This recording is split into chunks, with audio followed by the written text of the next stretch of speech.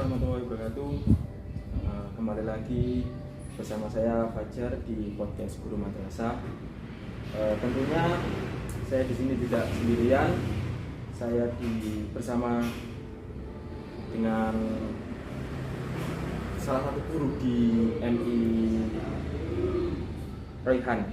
Nah, beliau ini bernama Pak Riki. Ya, selamat siang Pak Riki. Selamat siang Pak Fajar. Pada kesempatan kali ini kita akan membahas mengenai masih ada anak yang kesulitan dalam belajar, khususnya pada sekolah dasar. Nah, untuk lebih lengkapnya, mari kita simak podcast pada siang hari ini. Pak Riki ini udah berapa lama ngajar di MI Ar-Raihan ini? Oke, untuk lamanya mungkin terhitung sudah mungkin hampir 2 tahun. Sebelum ini juga pernah ngajar di MTS Negeri 3 Malang. Semuanya berlokasi di Laum semua.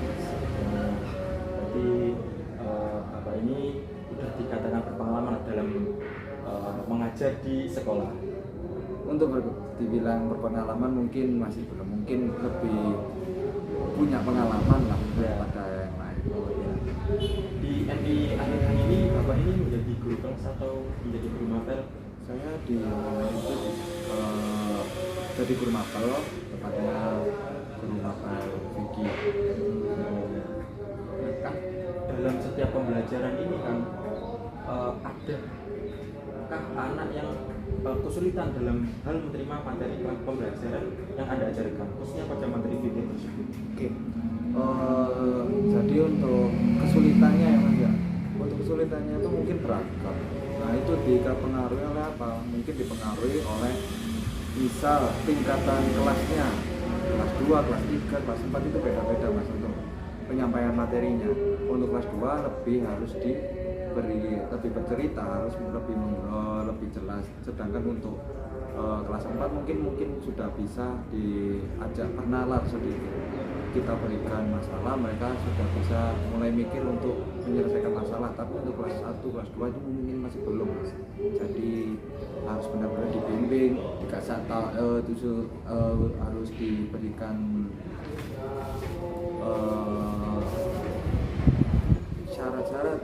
syarat itu untuk materi-materinya harus ditekankan. Sedangkan lebih ke hafalan untuk kelas 2 itu. Berarti masih harus ada bimbingan dari guru tersebut untuk supaya anak itu tidak ketinggalan dalam pembelajaran tersebut. Iya Mas, jadi butuh pendampingan, butuh arahan juga masih perlu Mas. Misalnya kan di sekolah saya itu ada pembiasaan juga kayak duha dan juga dan lain-lain, itu harus dibiasakan mulai kelas 2. Kan ada kan Pak ya, kan di kelas kita masih ada yang kesulitan belajar itu penyebabnya itu dari mana ya Pak? Mungkin dari gurunya atau dari anak itu sendiri yang menyebabkan itu mereka sulit dalam menerima materi tersebut. Kesulitan ya, untuk kesulitan mungkin kalau pengalaman saya itu mungkin gara-gara rekan teman-temannya di kelas. Ya, kadang kan sering kalau diajak ngobrol, kalau guru menjelaskan dia ngobrol sendiri. Jadi tingkat fokusnya yang masih kurang kalau anak-anak itu. Jadi gimana caranya gurunya itu biar mengatasinya itu biar anak itu bisa fokus. Jadi kesulitannya lebih di anak-anaknya. Untuk gurunya mungkin perlu belajar juga caranya mengatur kelas, mengondisikan kelas juga perlu Mas. Jadi kan kesulitan tersebut itu dilatar belakangi oleh anak tersebut kan yang orangnya mungkin dari pendampingan dari orang tuanya, dari pendampingan kita perlu diperhatikan. Ya, bisa seperti itu. Jika anak itu kan mengalami kesulitan, itu dampaknya itu apa Pak? Jika terjadi ada permasalahan tersebut. Nah, untuk kesulitan apabila dia itu nggak paham dengan yang guru ajarkan adanya nanti itu miskomunikasi terhadap informasi yang disampaikan. Jadi misal kita menyampaikan tentang bab, misal ambil contoh bab bersuci atau toharo, mungkin dia pemahamannya terlewat beberapa syarat mungkin.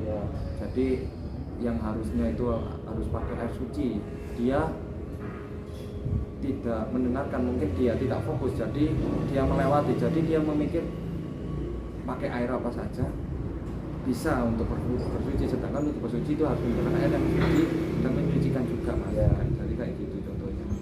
Mungkin kan kayak gitu kan kedepannya mungkin akan mengalami kesulitan. Kesulitan ketika menghadapi permasalahan mempraktekannya dalam praktek sehari-harinya kan. Ya.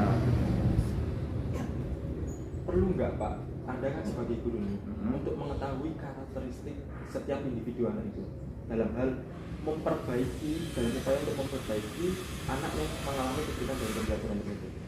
Kalau itu penting, Mas. Jadi untuk memahami setiap individu di dalam kelas itu penting, karena kan pemahaman soal anak itu berbeda-beda, jadi nggak bisa disamaratakan, jadi harus disesuaikan dengan anak tersebut. Mungkin kita secara umum kita berikan pemahaman, oke. Tapi untuk kedepannya, untuk lebih lanjutnya, apakah dia dapat mengikuti apa enggak? Jangan begitu, makanya butuh evaluasi. Nah, di evaluasi tersebut kita tanyakan apa yang masih kurang paham, apa yang masih kurang dimengerti dari materi tersebut, kita ulas lagi. Jadi untuk anak-anak yang mungkin yang tidak fokus di awal, kita berikan pemahaman lagi di akhir, seenggaknya meskipun dia melewati beberapa bagian yang harusnya dipahami, tetapi di akhir dia dipahamkan lagi. Jadi untuk mengurangi kesulitan belajarnya itu, jadi pemahamannya itu sesuai lagi dengan anak-anak yang lain gitu, Mas. Ya memang perlu nggak Pak, seorang guru itu harus memahami setiap karakteristik dari siswa tersebut. Itu kan nantinya akan mempengaruhi tingkat belajar mereka dalam hal menerima pembelajaran tersebut, terutama ketika pembelajaran yang dalam kata lain itu kan mereka ada salah satu pembelajaran yang tidak dia sukai. Ya, itu kan akan dapat juga. Ya.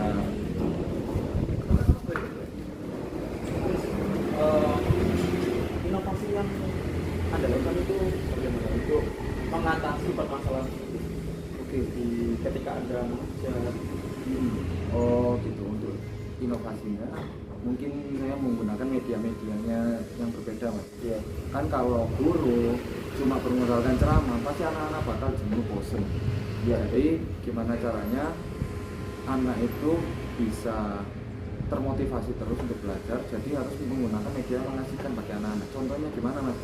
Mungkin pakai permainan, juga mungkin pakai video animasi yang anak-anak mungkin bisa lebih fokus untuk belajarnya, kayak gitu, Mas.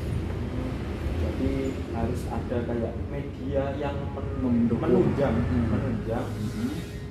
untuk anak ini bisa meningkatkan level belajar mereka. Kan ini dari kurikulum merdeka yang dilaksanakan pada saat itu kan menawarkan ada suatu strategi pembelajaran, ya, pembelajaran berdiferensiasi, Ya. yang itu kan pembelajaran yang disasarkan sesuai dengan kebutuhan siswa.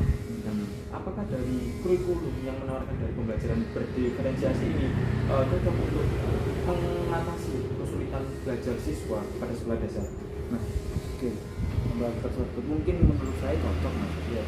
Jadi untuk memberikan pembedaan untuk pembelajaran itu juga lebih, kita bisa menyaring antara bagi siswa-siswa yang cepat dalam menerima pembelajaran dan juga memberi yang siswa yang membutuhkan waktu untuk memahami suatu materi. Nah, itu bisa berdampak agar mereka yang kurang cepat untuk memahami sesuatu bisa kedepannya itu lebih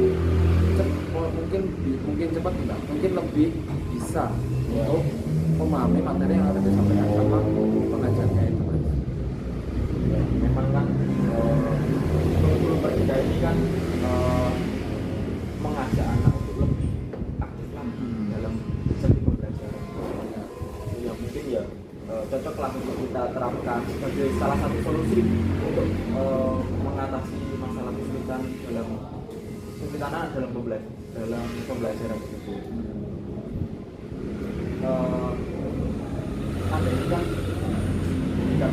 bisa dikatakan sebagai leader. Iya.